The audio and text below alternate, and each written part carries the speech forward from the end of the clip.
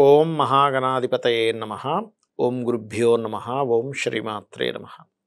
అరుణాం కరుణాతరంగితాక్షీం ధృతపాశాంకుశపుష్పబాణచాపాం అనిమాదిభిరావృతాం మయూకైః అహమిత్యేవ విభావయే భవానీం. శ్రీమాత్రే నమః.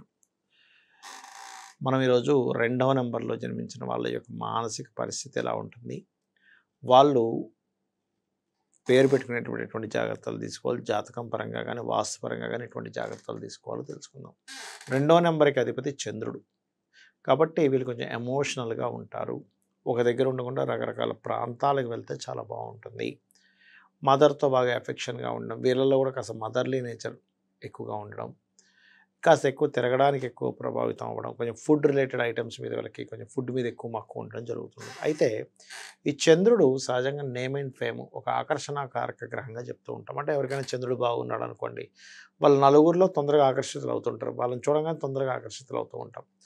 అయితే ఈ యొక్క 2వ నెంబర్ ఏదైతే ఉందో దీనికి అధిపతి చంద్రుడు అన్నాం కాబట్టి అందరూ మరి 2వ నెంబర్లో ఉన్న వాళ్ళందరూ మంచి నేమ్ అండ్ ఫేమ్ తెచ్చుకుంటారా? ఎందుకు కొంతమంది తక్కువ ఫేమ్ వస్తుంది, కొంతమంది ఎక్కువ తిరుగుతారు ఎందుకు, ఇంకొంతమందికి తక్కువ టేస్ట్ ఉంటుంది ఫుడ్ మీద, మరి కొంతమంది ఎటువంటి ఫుడ్ ఉందినా అద్భుతంగా ఎందుకు ఉంటుంది అంటే వీళ్ళ యొక్క జన్మజాతకంలో ఆ 2కి కారకుడైనటువంటి చంద్రుడి యొక్క స్థితి బాగుండడము గుర్తుపెట్టుకోండి.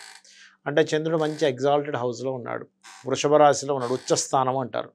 నీచ స్థానంలో ఉన్నాడు అనుకోండి, ఏమైపోయింది అక్కడ తగ్గిపోయింది దాని పవర్.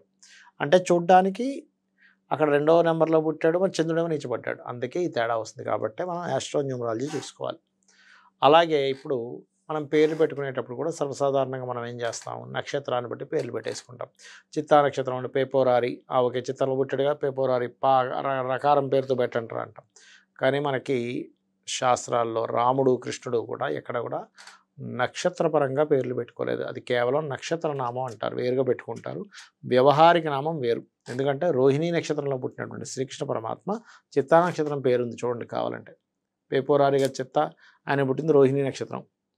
అలాగే పునర్వసు నక్షత్రంలో పుట్టినటువంటి ఆ యొక్క శ్రీరామచంద్రమూర్తి కూడా చిత్తా నక్షత్రంలోని పేరే పెట్టుకున్నాడు. మరి ఎందుకు అలా పెట్టుకున్నారు? మరి వాళ్ళకి మునులు లేరా, మహర్షులు లేరా, ఇంకా మంచి మంచి పండితులు ఉన్నారు అప్పట్లో చక్కగా. అంటే ఇక్కడ అర్థం ఏమిటంటే వ్యవహారిక నామం వేరుగా పెట్టుకోవాలి, నక్షత్ర నామాన్ని వేరుగా పెట్టుకోవాలి. నక్షత్ర నామం వేరుగా గోప్యంగా ఉంచుకోవాలి, వ్యవహారిక నామం బయట చెప్పుకోవాలి, వ్యవహారికంలో ఉండేటువంటిది.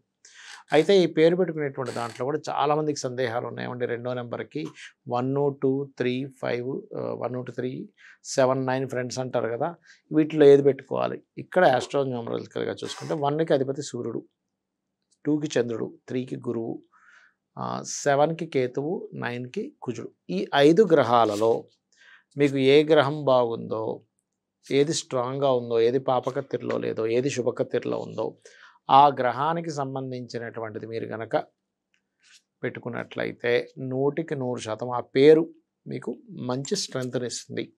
అయితే ఇక్కడ ఇంకొక విషయాన్ని కూడా చూసుకోవాలి. మీరు 30 ఏళ్ళ తర్వాత కొంతమంది అంటుంటారు, ఏమంటే నా పేరు బాగాలేదని మార్చుకోవాలనుకుంటున్నాను, ఆ యొక్క ఏఆర్ రెహమాన్ దిలీప్ కుమార్ అనే పేరు ఏఆర్ రెహమాన్గా మార్చుకున్నాక బాగుంది, మరి నేను కూడా కోటీశ్వరుని అయిపోతానా, నేను కూడా మల్టీ మిలియనర్ని అయిపోతానని ఆశ ఉంటుంది ప్రతి ఒక్కరికి. కానీ ఒకటే గుర్తుపెట్టుకోండి, ఒక అక్షరమో ఒక పేరో మార్చుకున్నంత మాత్రం చేత ఒకటేసారి కోటీశ్వరులు అయిపోవడం జరగదు. కొంతవరకు వాళ్ళకి చేంజ్ వస్తుంది లైఫ్లో, కొంతవరకు వాళ్ళ ఆలోచన విధానంలో కానివ్వండి, వాళ్ళ యొక్క స్ట్రెంగ్త్ కానివ్వండి, కొంత సపోర్టివ్గా తయారవుతాయి. అయితే ఈ గ్రహాలకి సంబంధించినటువంటివి ఎలా ఉందో చూసుకొని మీ యొక్క పేరులో ఇప్పుడు సెకండ్ హాఫ్లో పెట్టుకుంటున్నారు. కొంతమంది ఏం చేస్తారంటే చిన్నప్పుడు ఏదో పేరు పెట్టేసారు, అది పనికి రాలేదు, నాకు ఇష్టం లేదండి, 35 ఇయర్స్ 40 ఇయర్స్ తర్వాత వాళ్ళ పేర్లు ఏదో చేంజ్ చేసుకుంటారు. అప్పుడు డెస్టినీ నెంబర్ని చూసుకోవాలంటే బర్త్ నెంబర్ డెస్టినీ నెంబర్స్ అని ఉంటాయి. ఇక్కడ మీరు కనుక ఉదాహరణకి పలానా రాశిలో పలానా నక్షత్రంలో పుట్టారు, ఈ న్యూమరికల్గా సెట్ చేసుకున్నారు, కానీ మీకు ఎక్కడో ఇంకా సాటిస్ఫాక్షన్ లేదు. అలాంటప్పుడు మీరు చేయవలసింది ఏంటంటే న్యూమరాలజీతో పాటు జ్యోతిష్ శాస్త్రపరంగా కూడా అసలు మీకు ఏ దశ నడుస్తుంది, ఎందుకు చూపించుకోవాలి అంటే ఒక మహాదశ కనుక మీకు స్కూల్స్ కాలేజెస్ ట్రైనింగ్ దాంట్లో ధనం ఇస్తుంది. ఉదాహరణకి మీరు వెళ్ళి హోటల్ పెట్టుకున్నారు, ఏం లభిస్తుందండి? లాభించదు. ఎందుకు? అందులో మీకు నష్టయోగం ఉంది, ఇందులో లాభయోగం ఉంది. హోటల్ వల్ల నష్టయోగం, ఆ నష్టయోగానికి వెళ్ళి మీరు కనెక్ట్ అయ్యారు, నష్టం వస్తుంది. స్కూల్స్ కాలేజెస్ ట్రైనింగ్ సెంటర్స్ లేనట్లయితే కన్సల్టెన్సీస్ వల్ల లాభం ఉంది, అప్పుడు మీరు ఇది చేయడం వల్ల లాభం వస్తుంది. అంటే మీ జన్మజాతకంలో మహాదశానాథుడు మీ లగ్నం నుంచి ఏ గ్రహాలు ఎక్కడున్నాయో తెలుసుకొని తద్వారా తత్సంబంధంగా మీరు గనక ఏదైతే చేస్తారో అది ఖచ్చితంగా మీకు గ్రోత్‌నిచ్చి తీరుతుంది. అందులో ఎటువంటి సందేహము లేదు. ఇక న్యూమరికల్‌గా అయిపోయింది. ఆస్ట్రో న్యూమరికల్‌గా జాతకపరంగా ఏ యోగం ఉందో తెలుసుకున్నారు. ఇప్పుడు గృహం దగ్గరికొద్దాం. ఎవరైనా సరే రెండో నంబర్‌లో పుట్టినప్పుడు వాళ్ళు ప్రధానంగా వాళ్ళ ఇంట్లో చూసుకోవాల్సినటువంటి పార్ట్ ఏమిటి అంటే మొత్తం గృహంలో ఏ దిశను వాళ్ళు జాగ్రత్తగా చూసుకోవాలి అంటే వాయువ్యము. వాయువ్యే భాండార సంస్థ అని చెప్పారు శాస్త్రంలో. అంటే వాయువ్యంలో భాండాగారాలు పెట్టుకోవాలి. ఏమిటి ధాన్యపు బస్తాలు ఇలాంటివన్నీ భాండాగారాలు దాచుకునేవారు. ఎందుకు అంటే అక్కడ చంద్రుడు అధిపతి దానికి. చంద్రుడికి 2కి కనెక్టివిటీ ఉందని మనం చెప్పుకున్నాం కదా! అదే రకంగా వాయువ్యంలో ఒకప్పుడు ఇప్పుడు ఇవాళ రేపు తెలియక పాపం కొంతమంది వాయువ్యంలో పెంట అన్నారు కదండీ! వాయువ్యంలో తీసుకెళ్ళి బాత్రూమ్ కట్టుకుంటా అంటాడు. అంటే పెంట అంటే మనుషులు వెళ్ళే పెంట అని చెప్పలేదు వాళ్ళు. అక్కడ చాలా స్పష్టంగా గోశాల కట్టమన్నాడు. ఉత్తరంలో గాని, వాయువ్యంలో గాని. ఇప్పుడు గోశాల వాయువ్యంలో కట్టినప్పుడు పిడకలు ఏం చేస్తామంటే అక్కడే గోవులు తీసి పిడకలు వేస్తాం అక్కడ.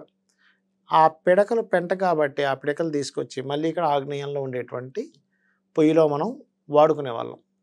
కాబట్టి ఈ వాయువ్యంలో గనక ఎవరైనా బియ్యం పెట్టి వాయువ్యం తగ్గకుండా, వాయువ్యం పెరగకుండా అంటే తగ్గకూడదు, పెరగకూడదు ఏ దిశ కూడా. ఎప్పుడైనా తగ్గడం, పెరగడం జరిగింది అంటే అది మనిషి యొక్క మైండ్ మీద పడుతుంది ఎఫెక్టు. అంటే ఊహలు, మోసపోవడాలు, మానసికమైనటువంటి రుగ్మతలు పెరుగుతుంటాయి కాబట్టి ఏ దిశ కూడా పెరగకూడదు, తగ్గకూడదు. మీ ఇంట్లో ఏదైనా బియ్యం లాంటివి ఉన్నట్లయితే బియ్యం బస్తాలు, బియ్యం డబ్బాలు పెట్టుకున్నట్లయితే వాయువ్యంలో పెట్టుకుంటే కూడా మీ మానసిక పరిస్థితి బాగుంటుంది. బ్యాంక్ బ్యాలెన్స్ కూడా పెరుగుతుంది. శ్రీమాత్రే నమః.